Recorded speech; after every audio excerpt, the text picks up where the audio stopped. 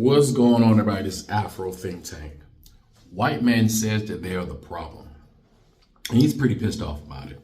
And I can understand why he's pissed off about it. Because it's true.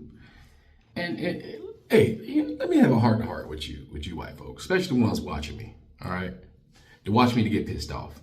Have you ever taken in consideration for just one moment that the common denominator in all your problems is your one particular inclination to be racist? Have you ever thought about that? Like, think about it. Your racism, right? That's layered with all kinds of denial, all kinds of lies, all kinds of fantasies, all kinds of insecurities, all kinds of guilt. I mean, you have layers upon layers upon layers of this.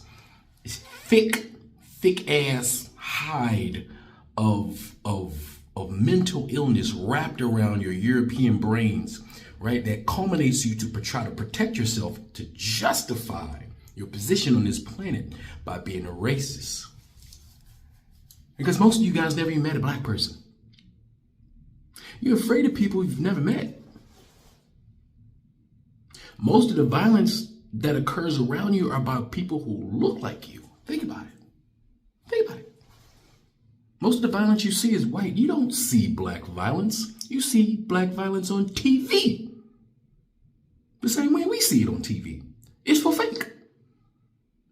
And while you're hiding and pretending like you don't have rampant crime, drug infested violence in your communities, instead of addressing those things, instead of addressing the issues you have as a group of people, you just play whataboutism, a big racial, ethno-national group game of whataboutism, where you look at the one or two black people that are obviously being highlighted for you to pay attention to say, that's your problem. Have you ever taken in consideration that if you all collectively, just one time, stop being fucking racist, that all of us can get what we want? Because what you want, we want. Everything we ever ask for, if we get it, you get it. So when you go on TV and say, oh, they're getting health care and they're getting free school lunch and I just want you to know, when you complain, when those rich white people convince you to be racist, that what they're really doing is convincing you to hate yourself. You took universal health care away from yourself. You took Social Security away from yourself. You took health care away from yourself. You took all the benefits that your grandparents had away from you. When y'all thought America was great is when the middle class was stable, when factories was pumping and everybody could afford a house and buy a car, work 40 hours a week and have vacations and live a copacetic life. All that shit went to hell in a handbag. You know why? Because you baby boomers who watched the 3 channels that was provided to you for your entire life believe everything on those channels. You was watching the same movies we was watching. The same movies the Africans were watching to think about how terrible African Americans were are the same movies you were watching to see how terrible African Americans are the same movies we were watching to reinforce to us how terrible we must be. When in fact, the truth is everybody's fucking terrible at a certain level, especially when they're so weak they decide to prey on others because they can't do for themselves, right? But on a grand scheme of things, more white people commit most of these crimes. More white people are on welfare. It's not even close. More white folks benefit from DEI. You literally took things away from you. You disenfranchise your women. Now they can't be nurses. They're not professionals. They can't get certain loans. Look what you white people have done to yourself because you just can't help but not to be racist. That is your only, well, okay, I'm not going to say it's your only problem. Yeah, more problems. But that's your main one. If you just, all you white folks collectively, just hear me out. Now keep in mind, I'm a Pan-African, I'm pro-black. But I don't hate white people. But let me tell you something. You're either my enemy or you're my ally. I can talk to you either way. You're either going to chill the fuck out. Okay? Realize that black people don't want to genocide you. We just want to live. Spanish people don't want to genocide you. They just want to live. Asian people don't want to genocide you. They just want to live. And guess what?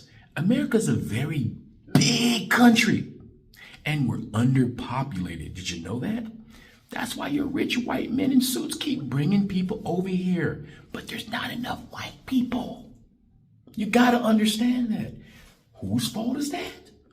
Rich white people in suits who make you work 40, 50, 60 hours a week, don't give you no health care, don't give you affordable housing, don't give you affordable daycare, don't provide anything as far as benefits for your family. They don't give you anything. They make you work like a slave and you're supposed to be white and superior. But you've always been a slave. You white Europeans have always been slaves. You just been slave premium. You see, everybody else got the regular package, regular slaves. You got the premium package. That means you the slave that got to watch the other slaves. You the slave that got to fight the other slaves. You the slave that got to subjugate the other slaves. You the slave that got to take all the blame for what massa does. As soon as you white people realize that and say, you know what? I'm fucking sick and tired of being fucking sick and tired of being lied to by the media, being lied to by my politicians, being lied to by these white men in suits who come around every 2 to 4 to 6 years to lie in your face and then spit in your face and then give everybody else who's not you all the things that you asked for. That's your enemy. That's my enemy. If you eliminate one enemy, which can be all other people that are not rich, you have a much better time getting what you want. You see, when black people get what we want, you get it too. Because remember, you're slave premium, all right? They paid $19.95 subscription for us. They paid $15.95 subscription for you, all right? That's the only difference. So all I'm saying is, white folks, especially the racist ones, if you try that one time and just see what's going to happen. Matter of fact, you know what you white people should do? Go and find a black person and talk to them and see that, guess what? Just because they're brown doesn't mean that they're going to harm you. Just because they're different doesn't mean they're going to harm you. You're different. And if anybody deserves to get harmed, it is you. You got to admit that. Look, all the things you've done. 500 years of unhuman activity by you group of people, right? So right now, you're being held accountable because people are talking about it. They're not tolerating it. They're not killing you in mass. You're gonna have to be able to take some of this shit. We African Americans has taken your shit for 400, 500, 600 years. We're still taking your shit right now. And still willing to talk to you and not eliminate you from this planet. Because keep in mind, we are, and there's nothing you can do about it. We're taking over the planet. We're taking it back. We let you have it. You fucked it up. We got to take it back and fix it. That's what's going on. You are in a minority. But here's the thing. You've always been a minority. They've been lying to you. You've never been a major population on the planet ever. You've never been 30%. You've never been 30% of the global population. You never will be. You guys are going back to black at some point. May take 500 years, may take 1,000 years, but you're going back to black. So you're going to get to deal with some of your insecurities anyway, because that's what you want. I know. All the way deep down inside. And you're going to get it. Because that's what you, somewhere inside of your white lily ass is a black woman's DNA screaming to come out and flavor all of your food. I promise you. But anyway, without further ado, listen to this white man, because he's had enough. And he's sick and tired of being sick and tired. And as a white man, the first stage is to admit, sir, your fucking problem. You gotta fix it. Only you can do it, because here's the thing. And this is God honest truth. If you don't fix it, everybody else will. That's guaranteed. Anyway, that's all I gotta say. Afro Finte, learn something, teach something. I'm out. Middle Passage, white people. Slavery, white people. Jim Crow, white people. Lynchings, white people. Trail of Tears, white people. Wounded Knee, white people. Asian internment camps, white people. The vast majority of gun violence, white people. You see a trend? January 6th, white people. Ahmaud Arbery, 3 white guys. George Floyd, white guys.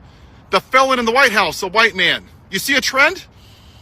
But somehow, the white man has convinced stupid, uneducated, trailer park trash, 3-teeth inbreds, white supremacists, Triple K members, that the brown people picking your almonds and your walnuts and your lettuce and your avocados, somehow they're the fucking problem. They're not. We are. And until we grasp that, we can blame and sit here with all of these left bro podcasters and the Pod Save America and the Midas Touches and talk about, oh, it's the cost of eggs. It's the cost of gas. Fuck it is. No, it's not. Why haven't we had a woman president? Why did we go from a black president to the most corrupt white man in the history of our country? Why did the majority of white people, the only demographic that didn't vote for Harris, and that same demographic didn't vote for Zohran Mamdani? Because we're the problem. Because there is a chunk of this country that is afraid that the white majority is going away. And they're going to kick and scream like little children, like Santa Claus taking away your present, because they think that their traditional family values is going away. And this country and the Republican Party has done a good job of indoctrinating a bunch of white men. And just me saying this, leave this country, lib, that's indoctrination. It's a fact. Every sentence, this is how it goes. Once upon a time, freedom, God, Jesus, freedom, freedom, Second Amendment. I went on vacation to Hawaii, freedom, Second Amendment, freedom, freedom, bed bald eagles, freedom, the greatest in the world. This is how their brains are working because they don't have critical thinking. They've been indoctrinated. And for them to be woke, which means actually seeing this country for what it is, it's breaking their brains because they've been lied to their entire life, and their version of American exceptionalism is bullshit. And they know it is, and they don't want it to be because they want their whiteness to keep them at the top of the food chain. Have yourself a white day. These silent generation people raised the boomers on a TV. This is something that's very important to understanding why boomers are the way that they are. Because yes, they were raised on TV, but it was worse for them. I was raised on TV too, but I also had the internet, once I got into my teens. But boomers, not only were they raised by TV and radio, they didn't nearly have as many options as we did. So they were very easily programmed. TV is programming. They put certain things on the TV to condition them to act in ways that would benefit, the ruling class.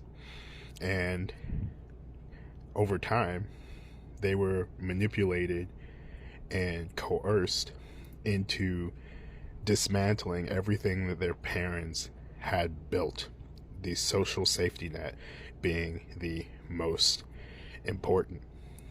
Boomers' first president they voted for was Ronald fucking Reagan. And they grew up watching him on TV. which is why he's like the most favorite person in the world.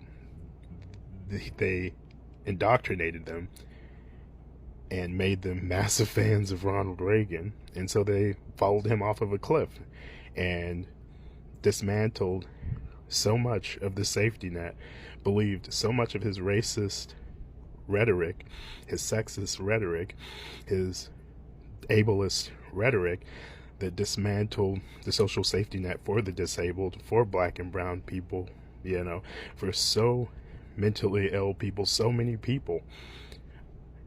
And, you know, and workers too, taking away like unions and, you know, education, you know, making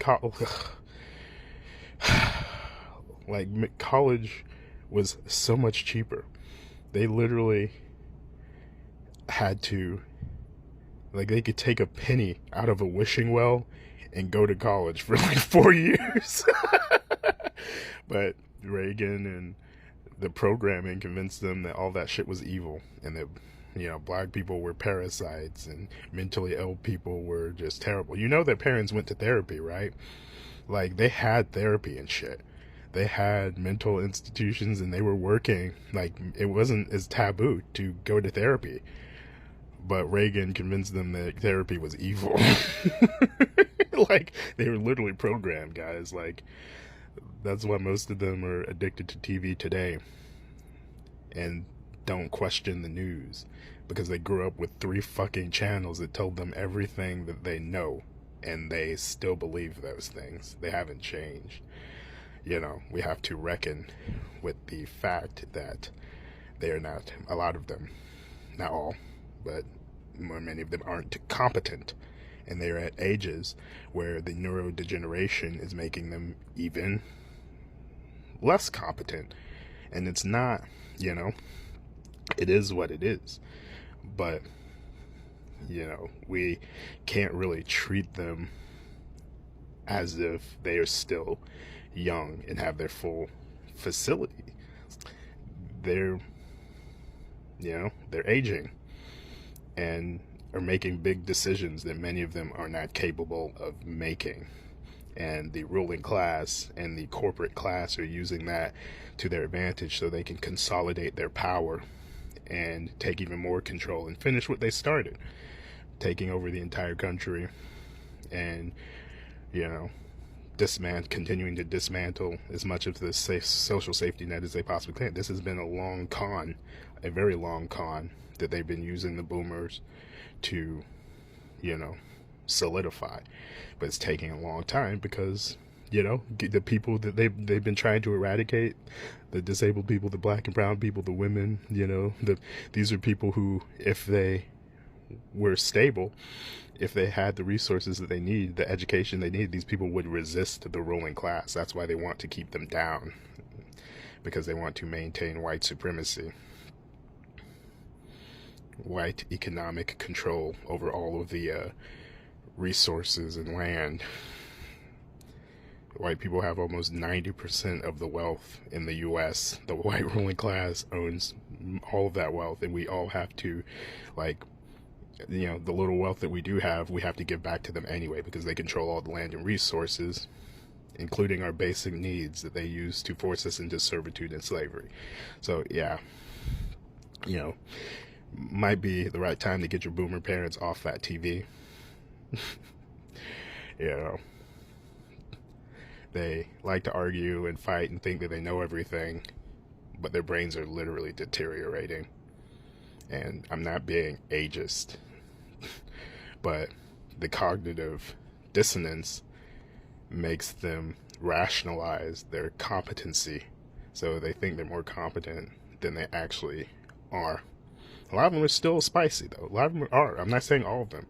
But if they are, you know, that closed-minded and, you know, rigid and, you know, don't question anything, it's like cognitive dissonance that's going to get stronger, you know, as they age. They're incapable of seeing beyond that. And that's going to be tough. Neurodegeneration is a very tough thing to deal with. I've dealt with it. I had early onset dementia. Have it. I've increased my cognitive reserve, which helps me reroute my brain and compensate for it. But I still got it. Feels good. I get my memories back, and things like that. But there was a lot of many years of damage I was dealing with. I couldn't even function at a certain point. COVID blew my brain up. So I know how neurodegeneration is. I know what dementia does to the brain, and your brain rationalizes it due to cognitive dissonance, while your cognitive reserve tries to rewire and compensate for it. But as you get older, your cognitive reserve runs out. And if you have dementia already, the cognitive reserve masks the dementia. And so you wouldn't even know that you have dementia until your cognitive reserve runs out. And then you're hit with a sudden, cognitive decline that is very steep. And then you start getting the major symptoms, the sundowning and, forgetting and, repeating the same stories over and over again. There's so many different things, losing where you are, talking to yourself, and the cognitive reserve is kind of, cognitive reserve and cognitive dissonance together kind of hide it for a bit, so you gotta see the early warning signs, learn about it, so you can catch those early warning signs and, prepare. That way it doesn't just hit you suddenly. Ain't nobody trying to argue with you all damn day, bro. Shut the fuck up. Damn. Free Sudan! Boycott diamonds and gold! Free Sudan! Boycott diamonds and gold! We most definitely cannot forget about the people of Sudan. Thanks for watching Afro Think Tank. Don't forget to like, share, and subscribe. And follow me on Substack and Patreon for more content. Remember, it's Pan-Africanism or nothing.